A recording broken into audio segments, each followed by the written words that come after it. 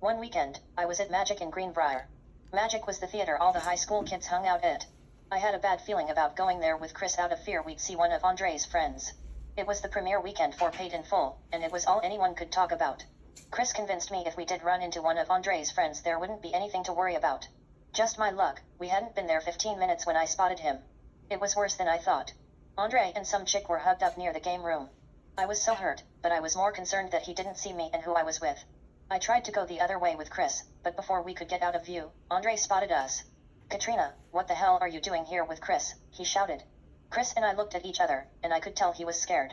Chris told me I didn't have anything to worry about if we ran into one of Andre's friends, but we never discussed what would happen if we ran into Andre. Andre left his date standing there and started charging towards us.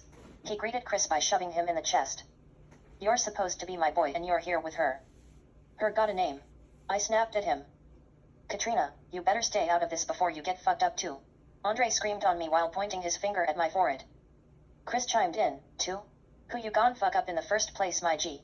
Physically, Chris didn't stand a chance against Andre, but he still had his pride. Andre walked closer to him. "Oh, you a tough guy now. My bad, I ain't seen you in a while." Andre stood over Chris in an intimidating stance. I felt bad for him, so I tried to grab Chris' arm and pull him away. "Come on, Chris, let's just go. He ain't worth it." Andre snatched my hand away from him. Like the ref at a boxing match, he stood between Chris and I and refused to let us touch. "Oh, I'm not worth it? How do you say something like that to me, Katrina? You got me messed up if you think you're leaving with this fool." Andre stood toe-to-toe with me, but his eyes were pleading.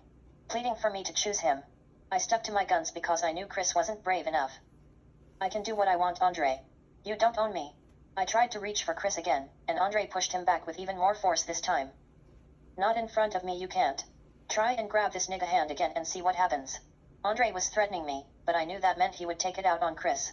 He was so mad. Andre's date walked over and made it clear that she was vexed that Andre was all up in Chris and I's face while he was on his own date. She calmly asked him, "Andre, take me home, please." He pulled his wallet out, tried to hand her $40 and said, "Take a cab."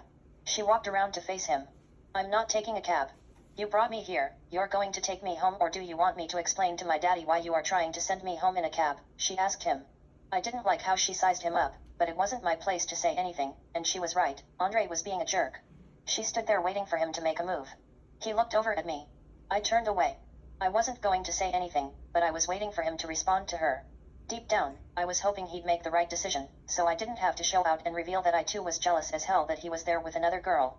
Andre poked his chest out. "Look, Deidre, my apologies, but I can't take you home tonight. Matter of fact, I ain't taking you home no more. We're done." He looked at me as he spoke to her as if I was feeding him his lines.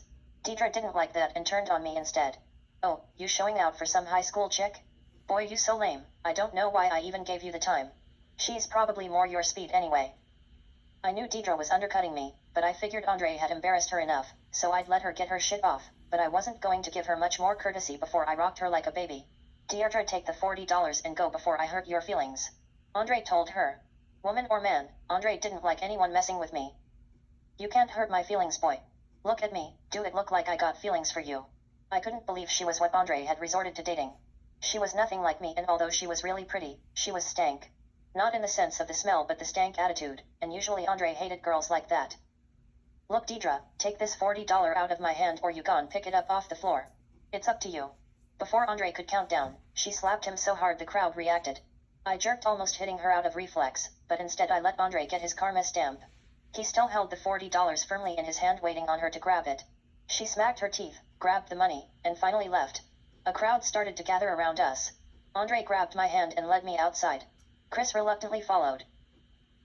When we got outside, Chris tried to flip it. "Come on, man, we boys. We can't fight over a female." I couldn't believe that was his approach.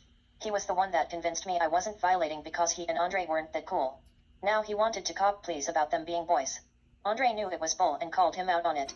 He shoved Chris to the ground. "Don't play with me. You know Katrina ain't just some female.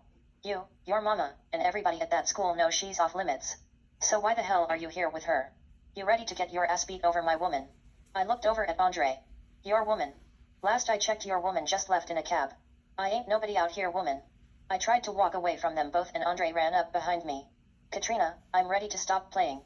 I'm telling you right here right now I want it to just be us. I don't care about that girl or Chris punk ass.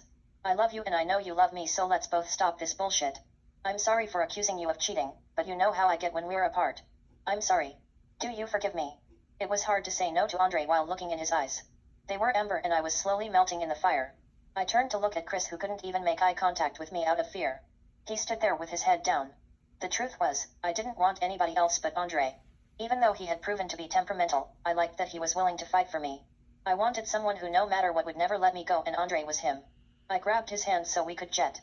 We left Chris to be alone with his thoughts and forgot all about catching that movie.